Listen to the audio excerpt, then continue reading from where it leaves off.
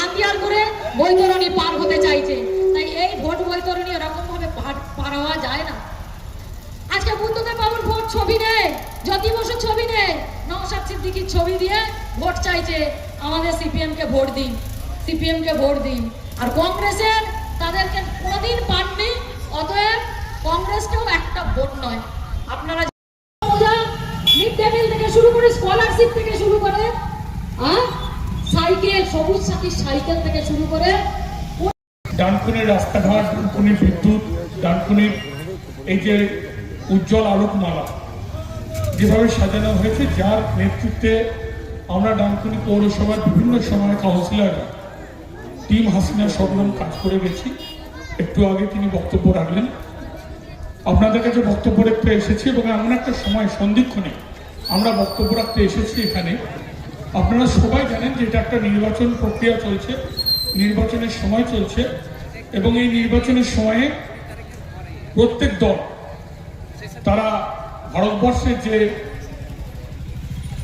নির্বাচনী বিধি সেই বিধি মেনটেন করে প্রত্যেকে তাদের বক্তব্য, তাদের নিজ নিজের বক্তব্য রাখে। আমরাও স্বাভাবিকভাবে আমরা এখানে বক্তব্য রাখতে এসেছি এবং আর সারাদিন পশ্চিমবাংলায় ঘুরছে।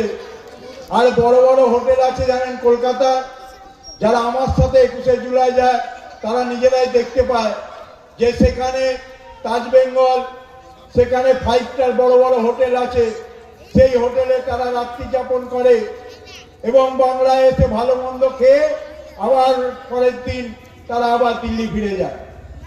তো আপনাদেরকে বিবেচনা করতে হবে যে আজকে আপনারা কাকে পছন্দ করবেন। যারা দিল্লি থেকে এসে তারা আজকে একটা পর একটা কথা বলে যাচ্ছে, বলছে অমুকটা দেবো তমুকটা। আপনারা যখন দেখেছেন 2009 থেকে 2026 একটার পর উন্নয়ন ডানকুনি পৌরসভা থেকে বা ডানকুনি 5 নম্বর ওয়ার্ডে প্রত্যেকটা জায়গায় প্রত্যেকটা এরিয়ায় উন্নয়ন হয়েছে। দেখেছেন আপনারা 2011 সালে যখন মাননীয় মুখ্যমন্ত্রী উন্নয়নের জোয়ার সারা পশ্চিমবাংলা তখন দিয়েছিলেন, একটা পর একটা উন্নয়ন হয়েছে।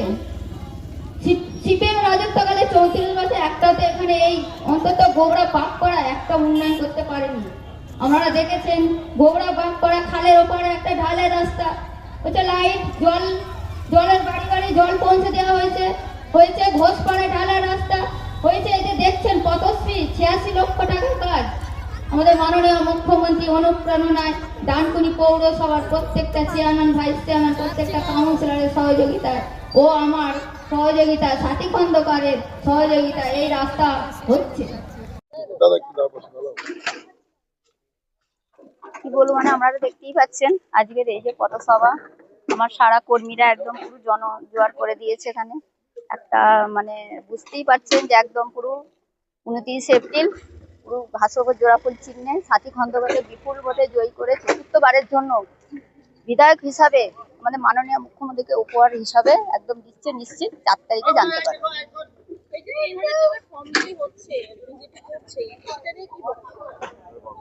ভাওতা মিথ্যাবাদী, শুধু ভোট লুট করার জন্য করছে। ওসব কেউ গুজবে কান দেবেন না। আমি সব বাড়ি বাড়ি প্রচার যাচ্ছি, তো দিদির উন্নয়ন নিয়ে, আমাদের মাননীয় মুখ্যমন্ত্রীর উন্নয়ন নিয়ে বাড়ি বাড়ি যাচ্ছে। বলছে দিদি 3000 টাকা কালকে দিতে এসেছিল, আমরা সব ছিঁড়ে ফেলে দিয়েছি। আমরা বলেছি 3000 টাকা যে ফর্ম দিচ্ছে বাড়ি বাড়ি, বলছে ছিঁড়ে ফেলে দিয়েছি। দিদির উন্নয়ন, দিদির 1000 টাকা আমাদের লক্ষ্মী ভান্ডার দিচ্ছে, আমার ছেলে যুবসাথী পাচ্ছে, রেশনে বিনা পয়সা আমরা রেশন পাচ্ছি, দিদির প্রকল্প অনেক হচ্ছে দেখতে পাচ্ছি। ওদের 3000 টাকা যে ফর্ম আমরা ছিঁড়ে ফেলে দিয়েছি। বিজেপির কোনো আমরা প্রকল্প আমরা নেব না। বলছি কি বলবেন, আর তো 2 দিন বাকি, তারপরে আবার একটা কি বলবেন? আর আমরা যখন মমতা বন্দ্যোপাধ্যায় নবান্নে আসছে, আমাদের এইটাই কেন বিজেপি যতই ভয় দেখা, আমরা বুঝতাম ওরা ভোট লুট করার চেষ্টা করছে। মনে করেছিল যে এসআইআর করে মানুষের নাম দিয়ে আমরা ক্ষমতায় আসবো,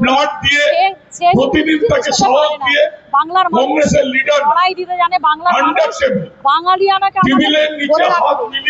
বাংলার ঐতিহ্য, বাংলার সংস্কৃতি, বাংলার ঐক্য তারা রেখে দেবে।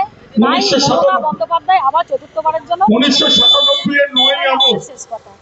দেবাশিস মুখার্জি তিনি এই ভোটের নিয়ম চলার কলকাতায় 3000 টাকার প্রকল্পে কম বিলি করেছে, এটা কি এমসিসি রুলস কে ব্রেক করে?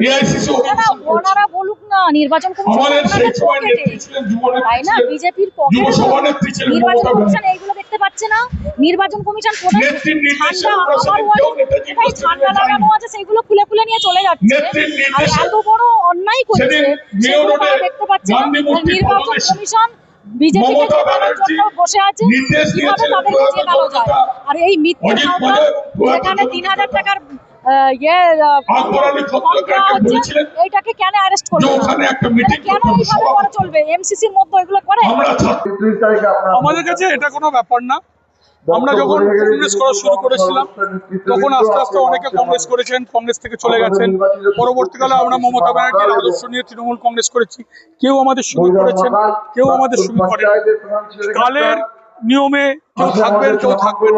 তবে হ্যাঁ, এটা বলতে পারেন রুচিবোধ, যে কথা আমি বলছিলাম যে হাড়ি যেমন হবে তার সরা তেমনি হবে। তার তো নেতা শুভেন্দু অধিকারী, যিনি মমতা ব্যানার্জির হাতে তৈরি হয়েছিলেন, তার পরবর্তীকালে ইনি তৈরি হয়েছেন।